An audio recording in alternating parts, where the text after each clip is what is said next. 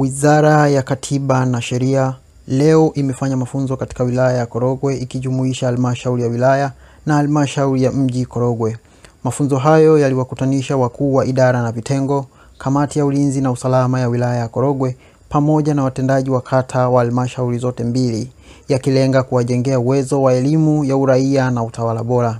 Mkuu wa wilaya ya Korogwe Mheshimiwa William Mwakilema alikuwa mgeni rasmi katika ufunguzi wa mafunzo hayo.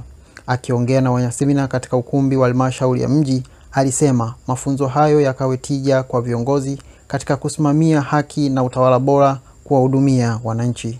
Awali ya yote, napenda kutumia fursa hii kutoa shukrani zangu za dhati kwa kukaribishwa kufungua mafunzo haya muhimu ambayo yanalenga kuwajengea uwezo viongozi, wataalamu wa ngazi za mkoa, mamlaka za serikali za mitaa, lakini pia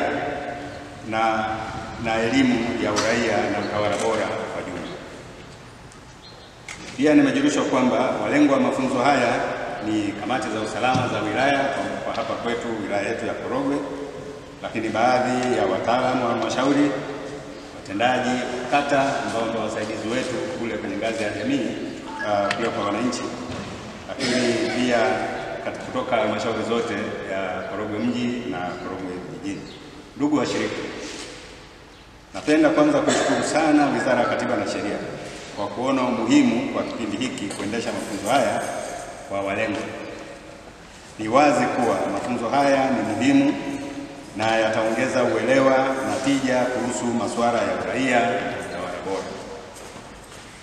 Rai yangu ni kwamba tushiriki kikamilifu na kutoa maoni yetu bila uoga pale ambapo unaona uelewi kutoka kwa wasilishaji wetu. Ndugu washiriki, naomba nimalizie kwa kutoa rai kwenu kuwa mafunzo haya yakawe chachu ya kuleta mabadiliko miongoni mwetu katika uzingatiaji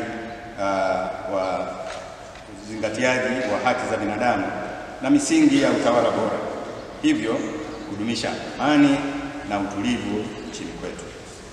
Sambamba na hilo, tufahamu kuwa demokrasia ina mipaka yake ili kuepusha sintofahamu katika jamii.